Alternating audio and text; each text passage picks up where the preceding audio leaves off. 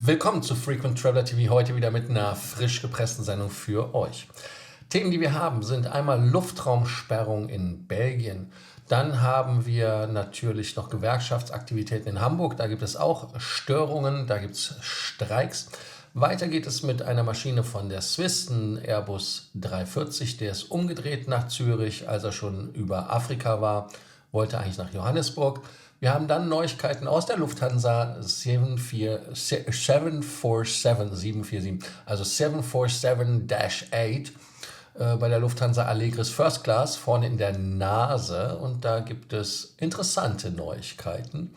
Eine Promotion von der Firma Accor, da gibt es für Firmenreisende doppelte oder dreifache Punkte. Ich gucke noch mal kurz drauf, ob ich was vergessen habe. TAP Air Portugal, die habe ich vergessen. Da gibt es auch Teilprivatisierungsgelüste anstatt Vollprivatisierung. Und Frankfurter Flughafen heult rum, weil Lufthansa denen die Zahlen vermasselt. Ihr könnt wie immer an dieser Stelle den Kanal abonnieren, die Glocke anmachen, Like da lassen, auf den Freunden von School unterstützen im Chat und da in den Chat reinkommen und da dann auch Gas geben gerne. Ansonsten, was gibt es noch? Aufpassen und kommentieren. Das erste Thema, was wir haben, ist der Hamburger Flughafen. Da gibt es Warnstreiks heute, und zwar die erste Arbeitsniederlegung in der laufenden Tarifrunde. Die Nachtschicht, irgendwie Sprachfehler im Moment, ich weiß auch nicht, keine Ahnung, ich mach mal Öl. Also, nochmal, die Nachtschicht am Flughafen Hamburg hat die Warnstreiks im öffentlichen Dienst gestartet. Und die sollen auch erst zum Anfang der Spätschicht Donnerstag durchhalten. Verdi hat auch Beschäftigte von Krankenhäusern, von Kitas, aber auch von der Stadtreinigung, Energieversorgung und Theatern zu Warnstreiks aufgefordert. Anders ist natürlich die laufende Tarifverhandlung im öffentlichen Dienst beim Bund und bei den Kommunen. Man hat es ja auch angedroht, dass es dort jetzt gerade zur Bundestagswahl noch mal ein bisschen Gas geben wird. Am Hamburger Flughafen sagte eine Flughafensprecherin der dpa in Hamburg, einige Mitarbeitende aus diversen Bereichen am Flughafen sind an dem Streik beteiligt, zum Beispiel aus der Flugzeugabfertigung. Wir haben momentan einen Normalbetrieb mit vereinzelten Wartezeiten. Also ein Streik, der nicht auffällt, ist immer schön. Auf jeden Fall sollte man das Internet regelmäßig prüfen und natürlich auch mit weniger Gepäck verreisen und mehr Zeit einplanen. Das sind so die Empfehlung. Verdi rechnet mehr als 4.000 Beschäftigte, die sich an der Niederlegung beteiligen, also der Arbeitsniederlegung. Und am Vormittag nach 10:30 Uhr soll ein Demonstrationszug durch die Innenstadt führen. In Kiel gibt es auch hunderte von Leuten, die das machen wollen, im Stadtteil Damperhof, und Warnstreikaktionen sind in Lübeck und Flensburg geplant. Ja, ich bin mal gespannt, was da passiert. Am Montag und Dienstag sollen in Potsdam die Tarifverhandlungen fortgesetzt werden. 8% mehr Geld, mindestens aber 350 Euro. So ist es, was man möchte. Nicht nur Streik in Deutschland, sondern auch in Belgiki. Da ist es so, dass es dort sogar eine Luftraumsperrung gibt. Und zwar der landesweite Streik hat den Luftraum in Belgien zum Schließen gebracht, weil natürlich nur ein Notdienst dort vollbracht wird von der Flugsicherung. Und zwar gibt es einen NOTAM, das sperrt die belgische Flugsicherung den gesamten Luftraum, den sie kontrollieren, bis Flugfläche 245. Interessant ist auch dazu zu sagen, dass der belgische Luftraum am Donnerstag von 6:45 Uhr bis 22:15 Uhr halt den Flugverkehr unmöglich macht. Brussels Airlines hat auch fast alle Flüge eingestellt. Warum fast, kann ich euch nicht sagen, aber es sind nicht alle. Denn man hat die Vorkehrungen getroffen. Die Flughafenbehörden haben natürlich da gefragt, ob man in Brussels Airlines vielleicht da was schließen könnte und das nicht macht. Aber es ist so, dass auch alle Landungen im Zeitfenster nicht nur in den Flughafen Brüssel geschlossen werden, sondern auch in Maastricht. Maastricht ist für mich ein Flughafen, den ich mag. Einmal nicht nur, weil er von Aachen relativ nah ist und auch der Flughafen Maastricht-Aachen genannt wird, sondern auch Verteilzentrum für Pakete von TNT zum Beispiel. Heißt also, wer Express-Sachen erwartet, der kann da wohl mit Verspätung rechnen. Einige Langstreckenflüge will man am Donnerstagmorgen noch reinholen.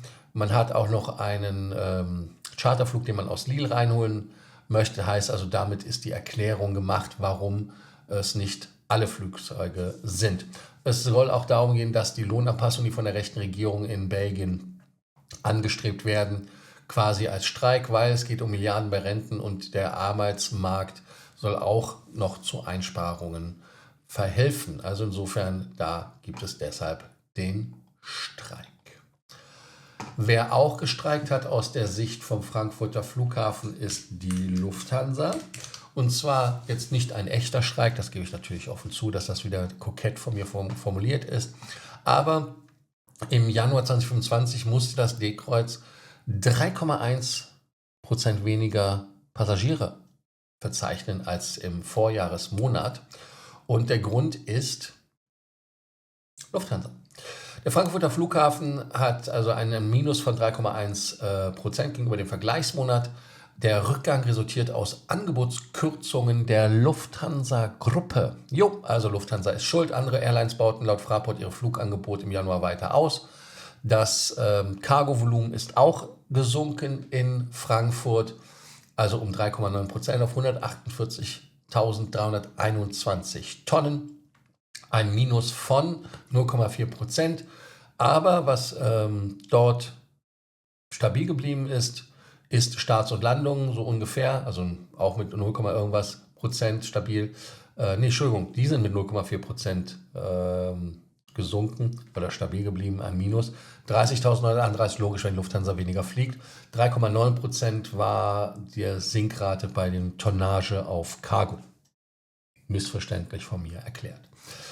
Auf jeden Fall ist es so, dass es Ende 2024 ja schon angezeigt war, dass die Lufthansa weniger fliegen möchte. Man hat ja Flugzeuge eingemottet und so weiter, aber der Flughafen konnte die Zahl der Passagiere rund um 4% auf 61,4 Millionen im Jahr 2024 steigern, ist aber mit 13% immer noch hinter dem Vorkrisenjahr 2019 zurück. Einige Flugzeuge aus München kommen wieder nach Frankfurt, weil man dort ein paar Sachen doch abfliegen möchte und fliegen muss. Heißt also, da halt die 7879er und auch die 777-9, wir wissen ja alle nicht, wann die 787 kommt. Die 777 irgendwie ist jetzt angedroht für 2026. Und deshalb ist es halt so, dass natürlich die alten 747-400er fliegen müssen. Aber man hat jetzt ein paar 350er geholt, die dann natürlich die wartungsintensiveren Maschinen, wie auch die 340-600er einer ist, unterstützen sollen, dass man dort fliegen kann. So viel zu dem Thema böse, böse Lufthansa. Ja, Lufthansa interessiert sich übrigens auch für unseren portugiesischen Freund TAP, nicht nur für den Spanjacken. Und da ist es so, dass die Spanier mit der mit der Air Europa nicht nur buhlen um die Lufthansa-Gunst, sondern auch die TAP um die Lufthansa-Gunst buhlt. Und da ist es so, die Position der Regierung ist, dass wir 100% von TAP verkaufen sollen, sagte Portugals Infrastrukturminister Pinto Luz bei Essential Business. Aber jetzt ist es so, dass man sagt, nee, man will nur teilprivatisieren. Unsere Priorität ist, dass TAP nicht mehr dem Staat gehört. Ein Zickzackkurs will die Regierung verhindern. Und jetzt ist es so, dass man sich in Lissabon quasi ein neues Drehkreuz gönnen will, mit Hilfe der neuen Eigentümer. Lufthansa ist natürlich getriggert, weil man Südamerika damit wesentlich besser erreichen kann. Und ich bin mal gespannt, was da passiert. Lufthansa ist natürlich nicht alleine auf dem Spielfeld. IAG ist da, Air France KLM, also die alten Kameraden, die auch bei der ITA mit dabei waren, sind wieder am Spielfeldrand und wollen mitspielen und der Lufthansa die Brot vom Butter nehmen. Interessant ist es halt auch, dass man jetzt sagt, dass man dort auch nur Teilprivatisierung machen möchte. Lufthansa hat wahrscheinlich auch keinen Bock mehr, große Firmen zu übernehmen oder 100% zu übernehmen, sondern will immer unter den 20% bleiben, dass man da halt eine Minderheitsbeteiligung hat, damit man sich mit der Frau Verstager, ich weiß gar nicht, wie man sie richtig ausspricht, ich hatte es ja schon mal angefragt, dass ihr mir da helfen müsst, auf jeden Fall da anlegen. Und da haben sie auch quasi jetzt Schmerzen gehabt gegenüber der Lufthansa, der EU, die Lufthansa, und wollen das nicht mehr machen, weil alles viel zu aufregend. Kann ich verstehen. Wir gehen jetzt zum Thema Swiss und da hatte ich lustigerweise auch schon wieder einen Anruf bekommen von einem Kollegen, der sagte, warum drehen die denn gerade über Afrika rum? Und zwar sind die gerade über dem Tschad, sind von Zürich aus gestartet, sind da geflogen, die Swiss LX288. Und Swiss sagt dazu, aufgrund einer technischen Unregelmäßigkeit an einem der Wetterradare, weil auf weitere Flugroute mit Gewittern gerechnet werden musste, hat sich die Cockpit-Crew vorsorglich dazu entschieden, nach Zürich zurückzukehren. Die Sicherheit unserer Passagiere und Crews haben immer höchste Priorität. Oder wie unser damaliger Bundestrainer Jogi Löw sagen würde, höchste Priorität. Ja, der 340-300er mit der Kennung Hotel Bravo Juliet Mike Alpha hat dann noch einen Tankstopp eingelegt, ganz klar. Und die Passagiere haben dann nochmal Hotelbesuche gemacht, hat sich das natürlich alles bezahlt und sind dann umgebucht worden. Und dann bin ich mit der Frage konfrontiert worden, Wetterradar kaputt, warum fliegen die nicht weiter? Die Bude funktioniert ja noch. Ja, das ist so, weil es gibt eine MEL, eine Minimum Equipment List zum Beispiel. Das ist ein Grund. Heißt also eine Liste, auf der steht, was im Flugzeug funktionieren muss, damit man fliegen darf. Diese Liste gibt es in verschiedenen Varianten. Einmal vor Abflug, während dem Flug. Also das heißt, die Dinge müssen einfach funktionieren, sonst muss der Flug aus Sicherheitsgründen abgebrochen werden. Das ist gesetzlich vorgeschrieben. Dann gibt es noch eine Procedure-Liste und auch eine Liste von der Company. Das heißt also zum Beispiel, dass die Swiss sagt, wenn das kaputt ist, eigentlich dürfte man legal fliegen, aber die Swiss sagt, das wollen wir nicht, dann müsste man auch dementsprechend reagieren. So, und dann geht es weiter, dass der Pilot das natürlich auch nicht selber und eigenständig entscheidet und sagt, ja, du, kein Bock heute auf Johannesburg, Crewhotel ist schlecht, will lieber zu Hause zur Frau, zu den Kindern oder sonst. Nein, das wird mit der Tech-Ops beschrieben. Heißt also, man hat dann da bei der Tech-Ops quasi über ACAS, das ist das, womit man Nachrichten, so ähnlich wie Kurzmitteilungen, aber ein bisschen anders, über Satellit kommunizieren und hat gesagt, hey, wir haben ein Problem, Wetterradar funktioniert nicht, was sollen wir tun? Und dann lässt man im Prinzip die Techniker zu Hause entscheiden, was man tut. Und wie ich heute auch von einem erfahrenen Jockey, also Piloten, gehört habe, will man sich mit solchen Entscheidungen ja auch gar nicht belasten. Wenn wir jemanden haben, den wir dafür bezahlen, der diese Entscheidung uns abnimmt, dann sagt man genau das so, wie man es gesagt kriegt vom Konzern. Natürlich am Ende des Tages, wenn es etwas wäre, wo der Pilot selber mit unglücklich wäre, würde er auch sagen, nee, wir landen. Aber bei so einer Sache dreht man dann um. Ein anderer Grund ist natürlich auch Maintenance. Jetzt muss man mal überlegen, wenn man nach Johannesburg fliegt, gibt es dort Ersatzteile fürs Wetterradar? Können die das überhaupt umsetzen? Kann man die Maschine wieder fit kriegen? All solche Fragen, die sich dann einem stellen. Und dann natürlich das andere Problem ist, dass wenn auf der Route Gewitter gemeldet sind und das Wetterradar nicht funktioniert, ist das natürlich ein Problem. Wir erinnern uns alle an Vorfälle, wo Flugzeuge in Gewitter reingeflogen sind, was natürlich, man kann es ja sehen teilweise, aber man will es halt trotzdem nicht riskieren und deshalb aus Sicherheitsgründen an der Stelle entscheidet man sich, zurück zu fliegen. Also technische Entscheidung, Operational Decision wird nicht vom Piloten oder von der Crew hauptsächlich gemacht, sondern man lässt es halt entscheiden zu Hause, weil die haben auch den besten Überblick, wie es mit Reparatur und mit allem weitergeht. Das dazu. Also insofern hier wieder die Crew nicht schuld, sondern Maschine kaputt ist halt Force Majeure und ich denke auch, dass in solchen Fällen von einer Kompensation abgesehen werden sollte, weil es halt wirklich etwas ist, was halt passieren kann. Ist halt dumm, aber ist halt so, man steckt nicht drin. Wo man auch anscheinend bei Lufthansa nicht drin steckt, ist in der Allegris. Die Allegris ist ja ein Lustigkeiten mittlerweile nicht mehr zu überbieten und ist ja ein Projekt, wo man sagen muss, lustig, sehr lustig, weil da gibt es Dinge, die man sich echt nicht ausdenken kann. Und jetzt ist es so, dass die Freunde von Airliner.de gesagt haben, es sollen nur 3 First-Class-Sitze reinkommen in die Nase. Im Moment sind da ja 6 Sitze, glaube ich, drin. Ne? 2 sind 6 oder so. Ich muss mal gerade nachzählen. Ich habe jetzt gerade Schlick auf meinem visuellen Auge. Ihr könnt ja unten reinschreiben, wie viele First-Class-Sitze es übrigens gibt im Moment in der 747-8er Nase. Ist natürlich auch nur dazu gucken, dass ihr dort euer Wissen teilen könnt und Kommentare macht. Wichtig, macht Kommentare. Ja, also auf jeden Fall ist es so, dass die Allegris-Kabine in der 747 natürlich nicht so einfach einzubauen ist, weil es vorne konisch zusammenläuft und man ein Platzproblem hat. und auch ein Gewichtsproblem. Man hat hier auch bei bei Boeing angefragt, nicht nur bei Airbus, sondern auch bei Boeing angefragt, ob man Blei hinten in den Schwanz reinhängen kann. Und zwar, glaube ich, war das bei der 747 im Leitwerk, wollten die das machen, wenn ich das richtig im Kopf habe, damit man nicht kopflastig wird, also dass das Flugzeug nicht vorne zu schwer wird. Und das als Gegengewicht. Und dann ist es halt so, dass man jetzt hier anscheinend da eine etwas andere Allegris-Kabine in der First Class einbauen muss. Und jetzt ist es so, dass man natürlich nicht nur im Oberdeck weniger Sitze einbauen, beziehungsweise keine neuen Sitze einbaut, sondern auch die alten Sitze lässt, hat auch ein Gewichtsthema. Und jetzt ist so, was passiert damit? Und jetzt ist es so, dass man hier bei der Lufthansa Technik diese Sitze weiterentwickelt und da an die Nase anpassen muss, an die Form. Und Airlines sagt, dass in der 747-8 Suiten kommen sollen, die größer werden sollen, noch einmal. Heißt also anstatt 8, für alle, die es nicht wussten, es sind 8 gewesen. Und ich hatte auch gerade irgendwie Gehirnmangel an der Stelle, also es sind 8, auf 3 zu reduzieren auf derselben Fläche. Und es soll auch keine Doppelkabine geben. Also das ist natürlich auch dann interessant, heißt also, dass man jetzt im Airbus eine Fläche von 2,7 Quadratmetern hat mit 89 Zentimetern Sitzbreite. In der 747 soll man das nochmal auf 3,7 erhöhen, also 1 Quadratmeter mehr, also wesentlich mehr Platz. Und im Jumbo dann soll es wirklich nochmal 4,5 Quadratmeter sein. Also das ist natürlich auch, also die Suite Plus hat 3,5 Breite.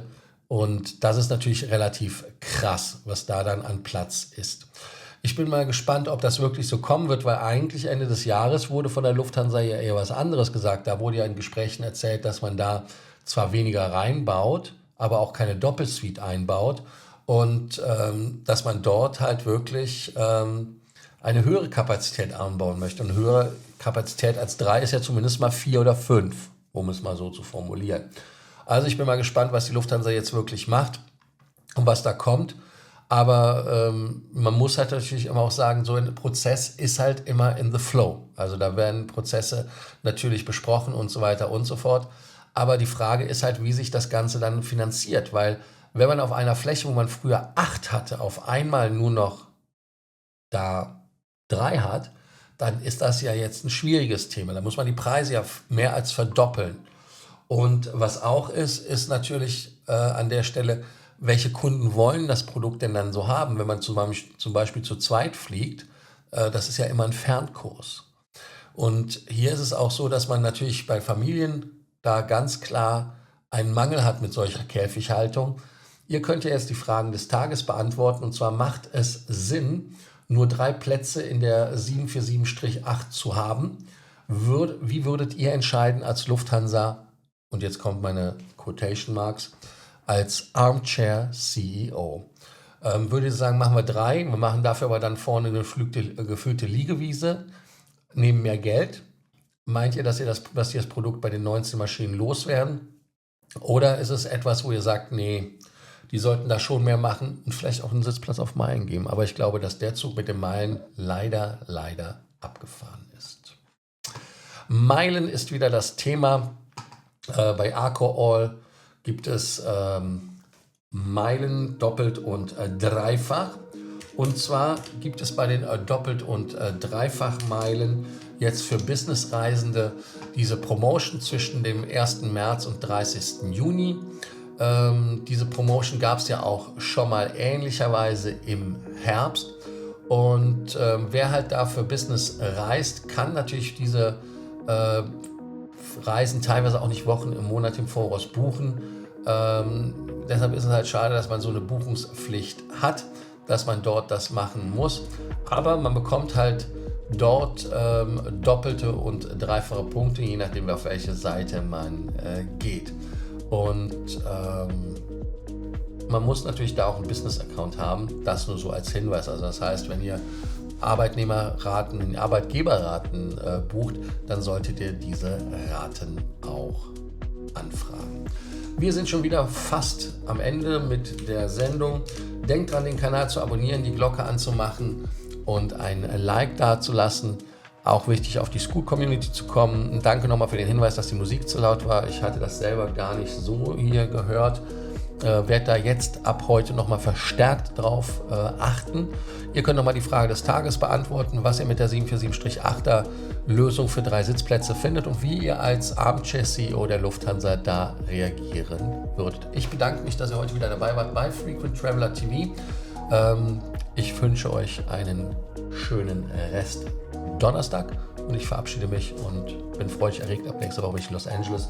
Bin hier kräftig am Packen, am Schreiben, am Machen und am Tun und am Callen. Also bis morgen in Alter und in Frische. Bis dann. Ciao, ciao.